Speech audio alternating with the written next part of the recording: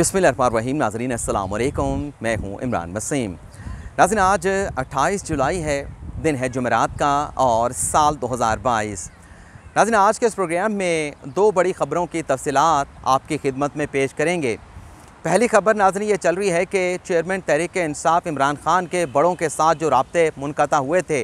वो मुनक़ता हुए राब्ते दोबारा से बहाल हो गए हैं और इस बड़ी पेशरफ़्त के बाद कबल अज़ वक्त इंतख़ाबात के लिए इमरान ख़ान ने भी अपने बॉलिंग एंड को तब्दील कर लिया है। वो आम तौर पे एक जुमला कहा जाता है कि कहीं पे निगाहें और कहीं पे निशाना। इसी किस्म की नई हिकमत अमली इमरान ख़ान की तरफ से बनाई गई है कि हुकूमत को घर कैसे भेजना है और नए इंतख़ाबात की राह को कैसे हमवार करना है। इस हवाले से अब चेयरमैन तहरीक-ए-इंसाफ इमरान ख़ान की नई हिकमत अमली क्या होगी, ये डिटेल आपके साथ शेयर करेंगे। और दूसरी जानब नाज़रीन, हुक्मरान इत्तेहाद को भी इस बात का ख़दशा, इस बात का ख़तरा लाहक हो गया है कि उन्हें घर भेजने की तैयारियों का आगाज़ कर दिया गया है। किसी लम्हे कोई ऐसी कार्रवाई, कोई ऐसी डेवलपमेंट, कुछ ऐसी अनहोनी हो सकती है जिसके ज़रिए हुकूमत को घर चलता किया जाएगा। इन हालात में हुकूमत ने पलट कर चेयरमैन तहरीक-ए-इंसाफ इमरान ख़ान को जवाब देने का फ़ैसला किया है और 3 ऑप्शंस पर गौर किया जा रहा है। वो 3 ऑप्शंस क्या हैं और इमरान ख़ान की नई हिकमत अमली क्या है कि मुल्क में नए इंतख़ाबात किस तरह से करवाने हैं, उसका ऐलान हुकूमत से कैसे करवाना है, ये तफसीलात आगे चल के आप नाज़रीन के साथ शेयर करेंगे। लेकिन नाज़रीन गुफ्तगू का आगाज़ करेंगे दूसरी बड़ी ख़बर से, और दूसरी ख़बर नाज़रीन ये है, मैं उसका थोड़ा सा पस मंज़र में आप नाज़रीन की खिदमत में पेश कर देता हूँ। नाज़रीन चंद रोज़ पहले जो डिप्टी स्पीकर दोस्त मोहम्मद मज़ारी की जानिब से रूलिंग दी गई और काफ लीग के 10 वोटों को निकाल दिया गया और ये कहा गया कि चौधरी शुजाअत हुसैन का जो ख़त लिखा गया है उसकी रोशनी में ये वोट जो है परवेज़ इलाही के खाते में काउंट नहीं किए जा सकते। उस रूलिंग के ख़िलाफ़ परवेज़ इलाही ने सुप्रीम कोर्ट से रजू किया और सुप्रीम कोर्ट में नाज़रीन जब समाअत चल रही थी तो हमजा शहबाज शरीफ के वकील की तरफ से, डिप्टी स्पीकर दोस्त मोहम्मद मज़ारी के वकील की तरफ से और इसके साथ साथ चौधरी शुजाअत हुसैन और हुक्मरान इत्तेहाद की सियासी जमातों के जितने भी वकला अदालत के सामने पेश हुए थे, उनकी जानिब से अदालत से एक तो ये कहा गया कि फुल कोर्ट तश्कील दिया जाए और साथ में एक दरख्वास्त जो बार बार अदालत से की गई कि आर्टिकल 63A में जो अदालत ने फ़ैसला सुनाया है उस फैसले के ख़िलाफ़ जो नज़रसानी की दरख्वास्तें हैं उन्हें भी इस केस के साथ क्लब करके मुश्तरका तौर पे इस केस का फ़ैसला जो है वो सुना दिया जाए। लेकिन अदालत ने उस प्रेयर को, इस इस्तदा को जो है वो मुस्तरद कर दिया था। अब नाज़रीन डेवलपमेंट ये हुई है, आज की बड़ी ख़बर ये है कि जो नज़रसानी की दरख्वास्तें सुप्रीम कोर्ट ने जो आर्टिकल 63A की तशरीह की थी, जो फ़ैसला सुनाया था,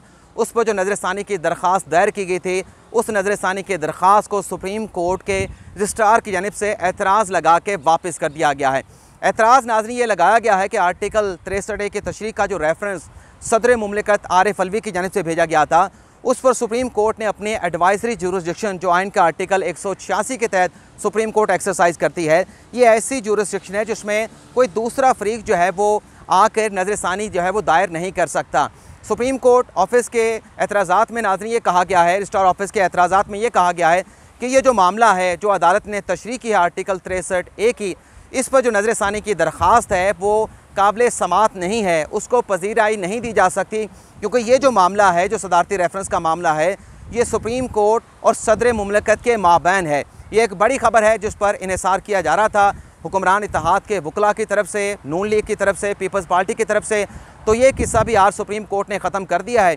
कि अगर एक्सपेक्ट किया जा रहा है कि आइंदा आने वाले दिनों में सुप्रीम कोर्ट अपने आर्टिकल 63A के फ़ैसले पर किसी किस्म की नज़रसानी कर सकती है, तो आज ये ख़बर भी सामने आ गई है। जो नज़रसानी की दरख्वास्त PTI के मुनर्रिफ रुकन आयशा नवाज़ ने सुप्रीम कोर्ट में दायर की थी, उस नज़रसानी की दरख्वास्त पर एतराज़ लगाकर सुप्रीम कोर्ट की तरफ से जो है वो वापस कर दिया गया है। अब जो आज की हमारी दूसरी ख़बर है उसकी तफसीलात पर गुफ्तगू का बाकायदा आगाज़ करते हैं। ये जो नाज़रीन पहली ख़बर की मैंने अपने इंट्रो में तहमीद बांधी है, उसकी डिटेल बताने से पहले मैं एक फवाद चौधरी साहब का और एक शेख रशीद का स्टेटमेंट है, उनके मैं दो जुमले जो है वो मैं आप नाज़रीन की खिदमत में पेश करूँगा। आपने उन जुमलों को सिर्फ अपने जहन में जो है बिठा लेना है। अजय शेख रशीद ने कहा कि एक तो जो राना सनाउल्लाह कहते हैं कि पंजाब में उनका दाखिला बंद कर दिया जाएगा, ऐसा कोई सियासी इंतकाम जो है वो राना सनाउल्लाह से नहीं लिया जाएगा। और शेख रशीद ने कहा कि 2 वोटों की वफाकी हुकूमत मार है और उन 2 वोटों का बंदोबस्त कर लिया गया है और अगस्त के महीने में बड़ी डेवलपमेंट होने वाली है, बहुत कुछ हो सकता है। फवाद चौधरी साहब का भी स्टेटमेंट आया जिसमें उन्होंने ये कहा कि मौजूदा जो हुकूमत है वो वेंटिलेटर पे खड़ी है, जब चाहें इस हुकूमत को हम घर भेज दें। अब नाज़रीन डेवलपमेंट ये हुई है, जो इमरान खान साहब के बड़ों के साथ राब्ते बहाल हुए हैं, उसमें एक खबर तो जैसे मैंने आपको बताया कि ये खबरें चल रही हैं कि खान साहब के जो बड़ों के साथ राब्ते मुनक़ता हुए थे वो राब्ते मुकम्मल तौर पे बहाल हो गए हैं। और ये जो फवाद चौधरी का स्टेटमेंट है और शेख रशीद का स्टेटमेंट है, इसके पीछे पूरा एक स्क्रिप्ट है, पूरी एक गेम है। और दूसरी नाज़रीन डेवलपमेंट ये हुई है कि PTI के एक साबिक़ वफाकी वज़ीर हैं, उनकी जानिब से अपनी जमात के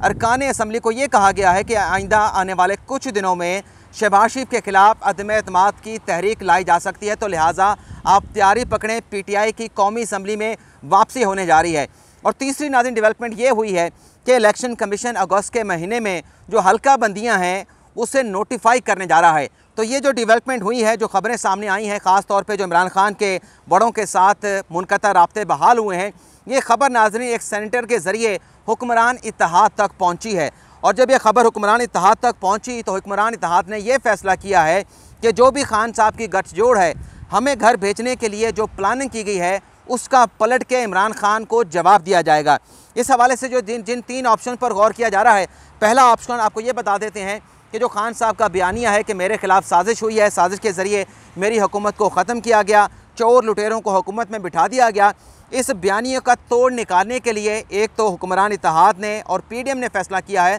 कि सड़कों को गर्म किया जाएगा। इमरान खान के बयानिए को नीचे लाने के लिए एहतजाजी सियासत का आगाज़ किया जाएगा, जलसे किए जाएंगे, एहतजाज किए जाएंगे। दूसरा नाज़रीन जो ऑप्शन है, जिस पर कल नवाज शरीफ साहब का भी एक स्टेटमेंट सामने आया था, जिसमें उन्होंने ये कहा था शहबाज शरीफ के साथ रब्ता करके और जो हुक्मरान इत्तेहाद के और PDM की दीगर सियासी जमातें उनके साथ रब्ते करके नवाज शरीफ ने कहा था कि मसाइल का हल ये नहीं कि हम हुकूमत में रहें, बल्कि जितना अरसा हम हुकूमत में रहेंगे ये मसाइल बढ़ते रहेंगे। तो नवाज शरीफ के इस प्रपोज़ल के ऊपर आज हुक्मरान इत्तेहाद का जो है वो PDM का इजलास होने जा रहा है। उसमें जो भी फ़ैसला होगा उस फैसले की रोशनी में फिर तीसरे ऑप्शन पर गौर किया जाएगा। यानी अगर ये फ़ैसला हो जाता है कि हुकूमत नहीं करनी, हुकूमत को छोड़ देना है, हुकूमत से बाहर आ जाएंगे, मुस्तफ़ी हो जाएंगे, तो फिर तीसरे ऑप्शन पे हुकूमत नहीं जाएगी। लेकिन आज के अगर PDM के इजलास में ये फ़ैसला हो जाता है कि चाहे जितने भी मुश्किल हालात हों इमरान खान के, चाहे उनके साथ राब्ते बहाल हो चुके हों, लेकिन हुकूमत करनी है, बाकी का जो 1.5 साल का टेन्योर है, 1.25 साल का टेन्योर है,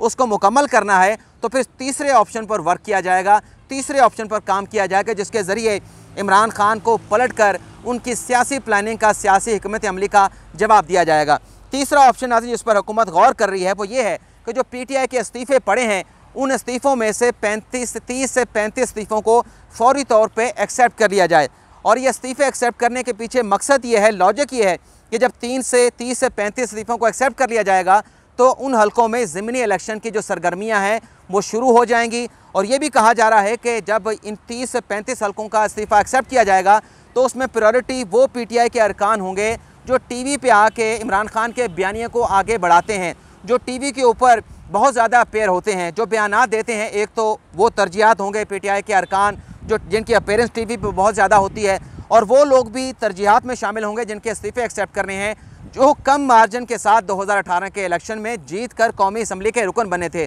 और तीसरी प्रायोरिटी ये होगी कि जहाँ पर मारूजी हालात जो है वो PTI के हक़ में नहीं होंगे, हुक्मरान इत्तेहाद के हक़ में होंगे, उनके इस्तीफ़े पहले मरले में जो है वो कबूल कर लिए जाएंगे। और जैसा कि मैंने आपको बताया कि एक सेनेटर के ज़रिए ये इतला जो पहुंची है हुक्मरान इत्तेहाद तक के इमरान खान साहब जो है उनके खिलाफ अदम एतमाद लाने में दिलचस्पी रखते हैं, या फिर सदर मुमलिकत के ज़रिए शहबाज शरीफ को एतमाद का वोट लेने का कहा जाएगा। और जो शेख रशीद का स्टेटमेंट भी सामने आया कि 2 वोटों की ये हुकूमत मार है, 2 वोटों का बंदोबस्त कर लिया गया है। तो हुकूमत की इस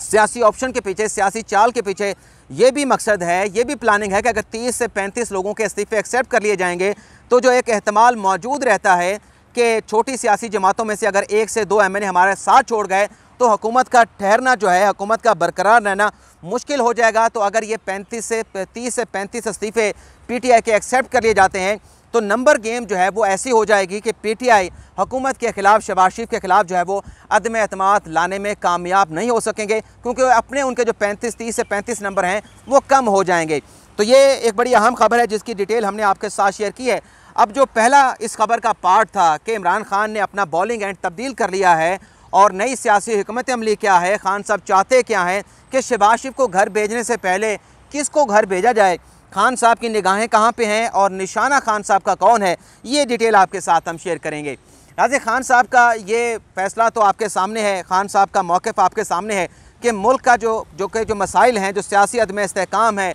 और सियासी अदम इस्तेहकाम की वजह से जो मुआशी अदम इस्तेहकाम है, उसका हल ये है कि मुल्क में इंतखाबात करवा दिए जाएँ, जल्द इंतखाबात जो है वो उसका ऐलान कर दिया जाए। और कल भी खान साहब का एक बयान सामने आया था जिसमें खान साहब का ये कहना था कि अब मैं ज़्यादा ताकत के साथ शहर इक़्तिदार पर चढ़ाई करूँगा और हुक्मरानों को मजबूर करूँगा कि वो मुल्क में आम इंतखाबात का ऐलान कर दें। लेकिन आज ये खबर ये पता चली है कि ये जो राब्ते बहाल हुए हैं, राब्तों की इन बहाली के बाद, यानी राब्तों की बहाली की जो खबरें चल रही हैं, अब ये कहा जा रहा है कि खान साहब ने अपनी हिकमत अमली को तब्दील कर लिया है। क्रिकेट की अगर टर्मिनोलॉजी में अगर हम बात करें तो खान साहब जो बॉलिंग एंड के ऊपर मौजूद थे और शहबाज शरीफ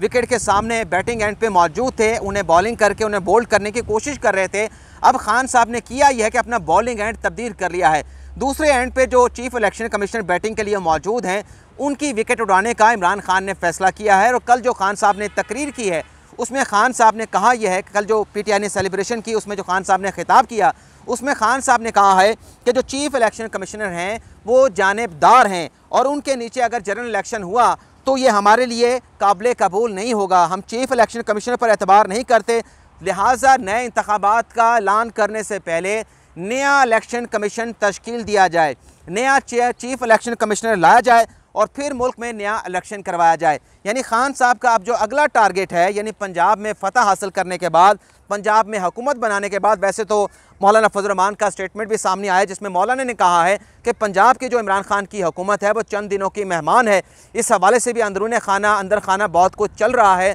काफ लीग के सरबराह चौधरी शुजात हुसैन के साथ आसिफ अली ज़रदारी की एक बड़ी अहम मुलाकात मतवक्के है। उस मुलाकात में क्या होने जा रहा है, किस अहम ऑप्शन पर गौर किया जा रहा है, ये खबर भी आपके पास मेरी अमानत है। लेकिन क्योंकि सोर्स की जानिब से अभी ये खबर डिस्क्लोज़ करने का नहीं कहा गया, तो जैसे ही सोर्स हमें इजाज़त देगा ये खबर भी आपके साथ हम शेयर करेंगे। लेकिन बहरहाल इमरान खान साहब ने फ़ैसला किया है कि पंजाब पर टेक ओवर करने के बाद, पंजाब में हुकूमत बनाने के बाद अगला जो टारगेट है वो फ़िलहाल शहबाज शरीफ नहीं बल्कि चीफ इलेक्शन कमिश्नर होंगे। तो ये नाज़रीन आज का हमारा व्लॉग, उम्मीद करते हैं कि आपको पसंद आया होगा। आपसे इजाज़त चाहेंगे। अल्लाह ताला हम सब का हामी नासिर हो। अपनी दुआ में याद रखिएगा। अल्लाह हाफिज़।